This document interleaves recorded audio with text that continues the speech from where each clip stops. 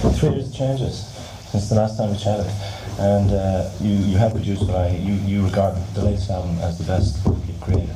Still stand with that claim? Partly. I mean, I always get out of that when I've said that by saying it was the best work we could have created at that time. Okay, but a little distance beyond the claims, do you still feel it, or are you what you're currently? You see, it's writing? I get very caught up in. I think I've always suffered from, or if you want to view it like that, of a desire to get on to the next thing pretty rapidly after. Right. After, I don't really bask in any afterglow. I like getting on to new things. So how do you sustain the passion then for continually singing them in gigs? Is that a different process? Well, you just stop singing them in gigs for a while and forget that you ever got tired of them, and then it's okay again. All right. But didn't you also say that you're going to, maybe the next set of songs will have a more linear, more kind of personal dimension to them? Yeah, character songs. They're just more. I think we as a band are more involved with what we're doing at the moment. I think our lives just went so. There was such a sort of a change for us all when we were making The Great Escape. Right.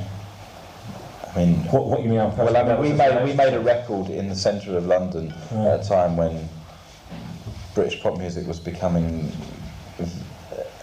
very interesting, and everyone was getting very excited about it.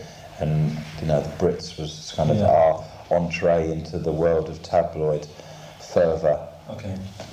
And so we just sort of we made that album during the day, went out and met very famous people at night, and read about ourselves in the morning. Okay. For about 2 months while making that record, and I think everyone got quite sort of detached from what they were actually doing, and from the music. Yeah, and I think what happened was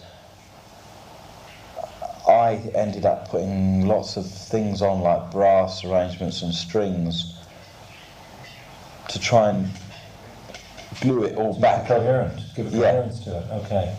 Yeah, and I think now that isn't. I mean, at the moment, it's blissful because we actually spent a few weeks playing together, and we haven't got other musicians involved. We're playing everything ourselves, and everyone's involved with.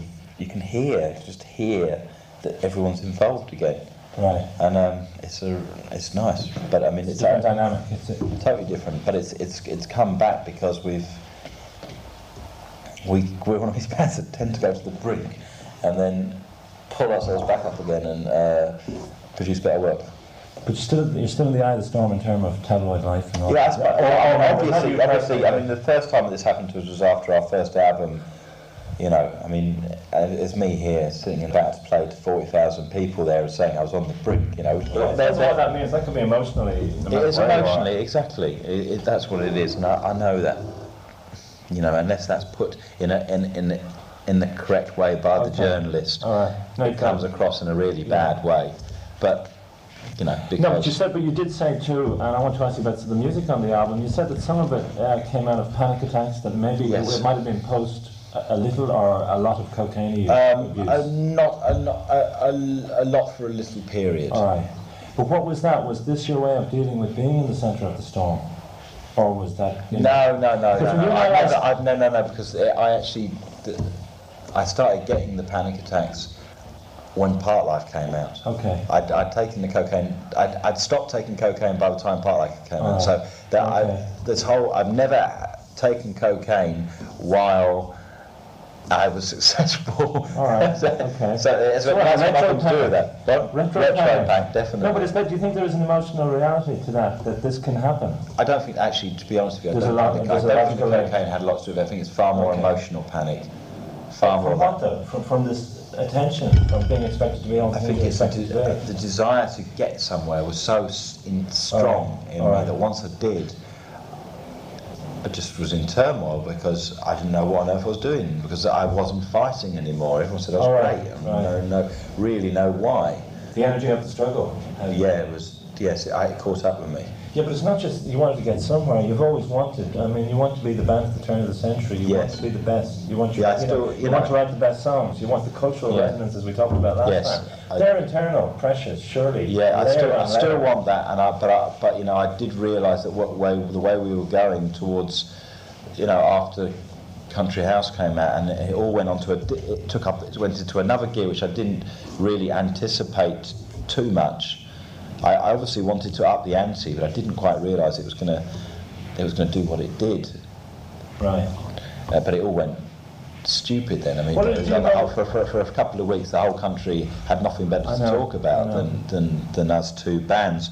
But you see, the difference between us and Oasis, that Oasis delivered with Roll With It. They delivered what they were. There's no ambiguity. They arrived at that pinnacle of attention with their whole character intact. They were the lads, the hard lads from Manchester, and we just put our periscope up. You know, that was Country House, just another one of our little ideas. It wasn't the whole of Blur. You know, their submarine, their whole bloody army was up there, and that's why they did so well out of it. You know? When we last talked, we talked about cartoon radicalism in rock and rock and roll behaviour and the codes that kind of sends out to a lot of fans.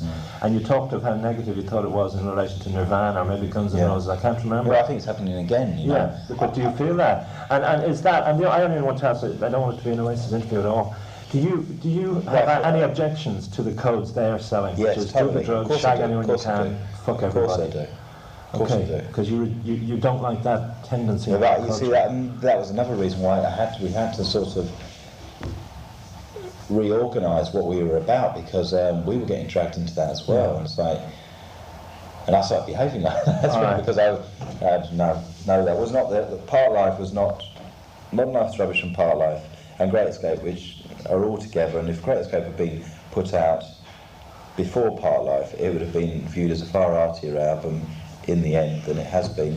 But it's just because it was expected to be a 10 million seller. I mean, the fact that it's sold 2.5 million is, by my, you know, originally is remarkable, really. But is there any tension within the band? That I know you said recently that you and Graham are relatively clean and the others are not, maybe, just in terms of excess. Is there a tension in the band?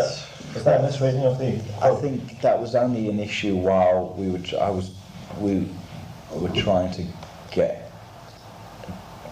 It's no longer an issue because everyone's concentrating on their music again. And how do you feel you have to now redefine yourselves in the light of just the Oasis and the Britpop experience, which has become a bit jaded, and people are now looking at the sexism in it, looking at the laddishness and all this stuff, and saying, wait, now what is being sold here right throughout? I know. I mean, so I feel very responsible in some respects, but when we did the video for Country House with Damon Hirst, on paper that was everything that I'd been kind of preaching, was sort of that idea that you could get bright young artists and bright young musicians and make something that was really of its own, and all it did was to pick up the zeitgeist of laddism, and you know, we had page 3 models in it. I didn't even know at the time that we had page 3 models. The only time I found out that we had soft porn models in it was the second day of shooting, when one of the lampists brought in a club and stuck it out and said, it is a Joanna Guest. Are you very aware of that? I mean, I know that's very naive, but that's the truth, you know. And what we came out with was this sort of this ode to lad culture, and it was Damon Hirst and Blur, which should have been something fucking arty and great that got to #1, but it all. What was perceived as this ode to laddism? What a song, the album? No, but that particular moment, you know, that's when that lad culture, you know, Country House was nearly sold 1 million singles in a few weeks because of the attention. It was ridiculous. So how do you pull back from that now, and how do you not let the song was anything to do with that? I mean, it was. No, I don't think so. I didn't see that. No, just by association of time, not content or context. So, but how do you pull back from that, redefining your own attitude to women? Have you laddish tendencies you have to control? Yes. Most accommodating in lingerie. I mean, that's fun.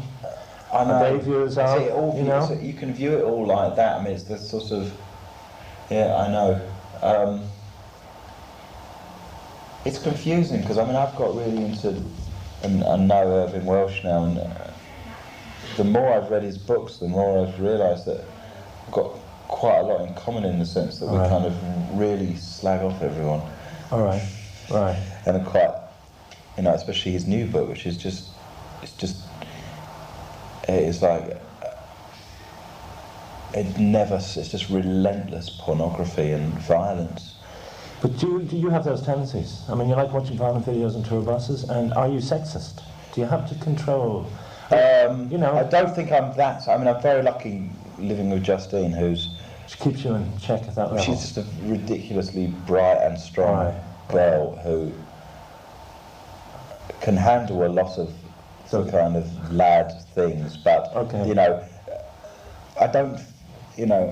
I think having someone like that, someone like that doesn't live with someone like me unless I'm fairly okay. Right. Okay. They wouldn't put up with me. If I was a real sexist. Do you love her?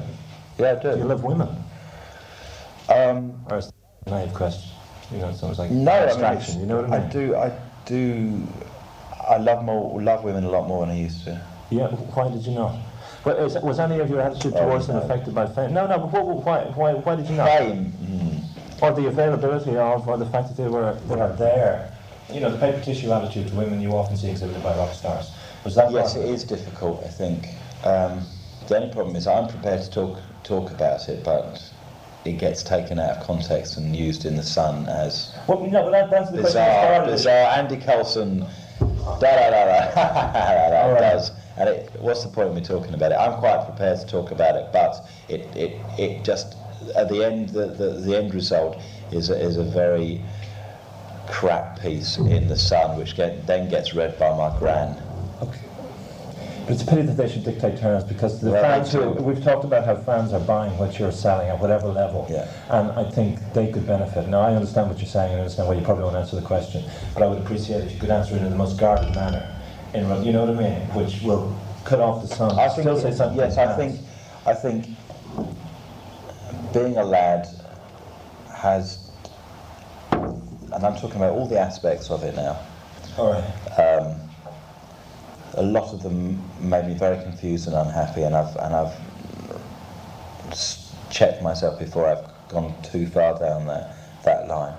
The only thing I've really got out of it is that I've rekindled my a love of playing football, and just that is all I really want to get out of it. Okay, so why did you not love women as much then, or even when you were much younger? What is that reflective of? I can't. I don't really want to go into it, because it's not. I mean, nothing to do with my family. It's nothing like that. But were you capturing a tendency of your own time? I think just a general kind of shyness, and that sort of thing. Which translated into dislike. Which can happen. I mean, that's how it can manifest itself. It's not. I never hated women. Or was anything like that. I can see why you have to be careful on those kind of questions, but I still think it's important that your fans know how you've evolved, and especially with this suggestion saying that the next album will be us or me being more personal. Maybe I'll write about this kind of stuff. I will. You know what I mean? I will write about all the things which I can't really talk about in interviews. Yes. It's because of that tabloidisation of whatever you say. That's a fucking pain in the arse, really, in terms of communication, but it's true. It is. You can write about it in books. If I wrote a book, I could write about it all. It's something about the medium of talking to a journalist. All right. It's something very weird. If you don't write it down yourself, and if you don't put it in the first person and you write it down, I mean, yes, I could talk to you now about somebody else who was me, and that would be okay. But to actually, it just ends up being really crap at the end. At the end of the sort of, the ecological cycle. But I mean, what we did... Actually, not anti-Coulson, it's a bit lower than that. But, is it?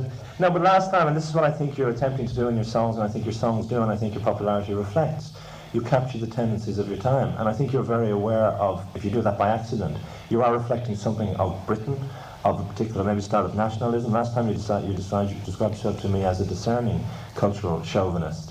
So to me, you're capturing tendencies that are really important. And when in 10 years, people look back on your work, they will want to know you reflected at the time were probably the most important thing about the band. I would imagine. I understand that. It's just it is difficult at the moment because. But you will be able to write about it. Yeah, and I hate not being able to talk candidly about sexuality and all of that because I have no problem with it. All right. But you know, it's just I just want to go for a little period when I don't have to deal with aunts ringing me up. All right. Well, okay, fair enough. It's as domestic as that. It will. But when you see other people, I mean, do you want to grab other people who go on endlessly about I mean, everyone's gone through it. I mean, the person that the only person I really cared about out of the whole lot of them was Jarvis. Right. And I think, you know, he's very bright as well. He's got to realise that all that stuff, the stuff with Michael Jackson is just any good, you know. Yes. Did you understand his impulse? You know what I mean? I totally understand his impulse. I just know that he's only one record that's sort of done well in Britain. I mean, he's got a long way to go before he'll be able to. If he wants to make more music, he's got to be careful because. Okay. They can take you down just as quickly. The whole thing with Michael Jackson is that yes, he was totally right, but Michael Jackson is mental in my opinion, and should never, ever have been should not be allowed to do what he's doing. Should not. But Jarvis jumped up and responded against this selling himself as a Christ-like figure. It's really difficult because children's perception is so very different than how we might see it. Yeah, completely different. I mean, it's. But isn't that potentially? Damning, because they were by the innocents. I don't think he should have been allowed. I was around the corner having a curry, going, I'm not going to the Brits issue. All right. Well, that's the same thing as jumping up in the stage. Yes, it is. Isn't it? It doesn't get pressed, no, does it? You don't want it. No, but that aspect, I mean, you can understand why he would have responded that way. And I do understand, but there's other things like getting involved with. He's learning how to stay away from that tabloid side of things. All right, he is learning. Yes. But his desire to be accepted is he's older and it's going on longer. Oh, I know. And I've talked with him and you feel the fire of his desire to be out there and for the work to be accepted. But I mean, but that's what I'm saying. He's got to make sure his work's accepted, and not the character. It's a cartoon character that he's creating, and I know that he doesn't really want that. That's all I'm saying. Right. No one wants that, really. I mean, no one's happy with being a cartoon. Well, it undermines the work. Monster. It undermines the work eventually, particularly if you start presenting cartoon songs, which I think you and I talked about before too. Yeah. Just the kind of codes that are kind of written about in rock and roll are just end up being totally tissue, you know. So I'm looking at my watch. You're getting to. Do you listen to? I'm sorry about that. No, I understand. I have a quote. Did you read the Whipping Boy quote about your work? No. Last time, I remember we were talking about cultural chauvinism, the danger of, and I think we may have talked, and I've certainly written about it elsewhere, that Irish artists, as they step out of the shadow of maybe Britain and Rome, could be becoming cultural chauvinists. Yeah. And Whipping Boy, you know the band, no? Vaguely. Okay. Yeah. He just said that his music is doggedly Irish boot in the face of they call Britpop these days, with smart-ass proofs like Blur rhyming Balzac with Prozac and all else that hasn't been said before. Well, what do I say about that? Yeah, the suggestion that it's all poses and insubstantial. I don't think he was saying it just to get you. I felt political anger at the root. He's written a very Dublin working class, it's working class. It's another. It's very typical working class reaction, which is anything that's vaguely articulate should be shouted down because it doesn't. It's not real. It's not authentic, and that is a cultural norm at the moment. And then I am from being really sort of right in there and accepted to being not accepted. I mean, being the kind of, the fact is I've got a lot of support still, but if within the kind of sort of the Camden intelligentsia, you do have that. No, I don't. Well, you don't have that support because they've, whether they like it or not, they're all sort of pro the kind of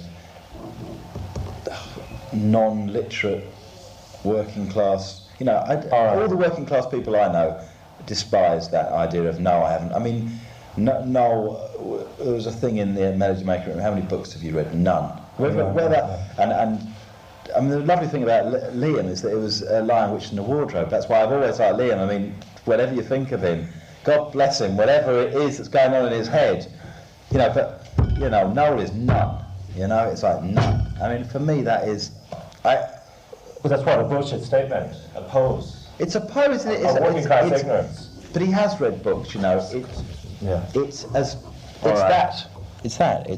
for me, that he might as well be saying that about them, Okay. you know, but All right. that at the moment is kind of sort of, they're encouraging people not to read books, not to have any real opinions on anything, to call girls birds and spend lots of money And that every girl I meet is gagging for it. Exactly, and that's an assumption. I mean, there's some stories which are not ever going to get into the press, which About manifestations of that attitude. Yes. Well, I think Really it's a devastatingly horrid. it is retro, horrid. It is horrid. It is retro. It's actually so retro that God knows what can follow from it. But what does it say to you then when a lot of fans are buying what they're selling maybe more than what you're selling? Oh well, that's What the does it, case you at know, the moment. is that what you think? Because I don't think it's a question of they're buying this music more than that music. Yeah. It's a whole fucking... Oh, totally. You're right. And what does it say to you of audiences now who you know, I'm not comparing a single with a single or an album with an album, but who seem to, those who go more for that? What does that tell you of 1996 in Ireland, Britain, the world? I think there's a vast drug-related lethargy. All right. Far wider than any statistic will ever give you. And what? That this is what they're... By buying all that, it's reflecting how they are. Yeah, how we all are, or as it always does. Okay. I think This is the post-T, post-Coke, post-using E generations. yes. Well, this is the use absolutely bloody everything generation. Right. You know. And that's why they're buying these tendencies within the music and within the whole package, you think? Well, I think for however many people to go to Nebworth 2 days sold out, to actually sit in a field and actually see very little, no movement, no real anything on stage.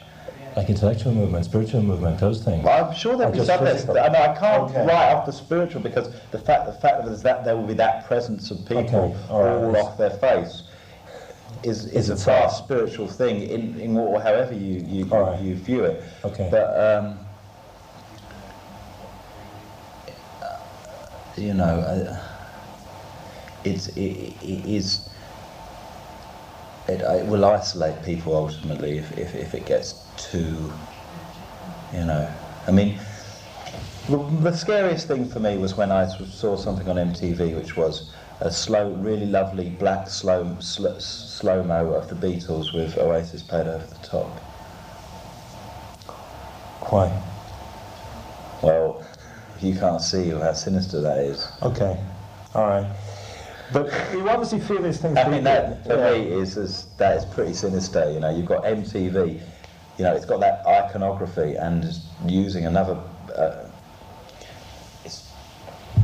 Yeah, well, actually, I think John Lennon. Well, John Lennon had his misogynistic and his dark tendencies at that level. He mightn't, but I think a lot of the Beatles should object, or could object to that kind of stuff. They do. They do. I mean, I don't think because they're far too mature to go on. But I think George Harrison's not very pleased with it all. Yeah. You obviously feel these things deeply. Is this what you're going to be writing about in the new songs? Not that specifically, but definitely about the kind of drug lethargy, definitely. I mean, I'm part of it, you know, I appreciate it, I understand it, I sometimes dabble with it, but only as a way of finding extra knowledge, not. Yeah. No, I know it's a very fine line. Yeah. But it's also, you're almost feeding into, you won't get the spiritual enlightenment, you won't get better songs, better art unless you follow that. Oh, absolutely. You know what I mean? But, you know, I think that's the power of. But you believe that? You're saying that is probably true, do you? No, I think it's only. I've never believed in saying I am right. Okay. You know, and the only thing that makes me want to keep doing things is that I'm not right, and that I need to learn more about everything. You know, it's not about. I mean, you know, and we're not talking about being on the cover of the NME here. We're talking about. I mean, I have to live within the confines of that world. But you know, what I'm talking about is my vague little passage through my lifetime. Are you going to go? I suppose the obvious question I have to ask you at the end is: are you going to marry, have kids, and all that? Is that the next step into the wider world to get away from this? I don't know really. I think. I don't think people really should have too many kids. Why? I mean, my sister's just had one, and I can't imagine the world without the new child that's been brought into my life, you know. Right. So it's not a case of not feeling that attachment to blood and all of that. I just think we just got to calm down, you know. But not. Who's we? All of us. Not just the band, and not just you. No. We. All right. We as. And a little more learning to do. A lot more. Okay. We. Absolutely. Not just Damon. It's cosmic consciousness we're talking about here.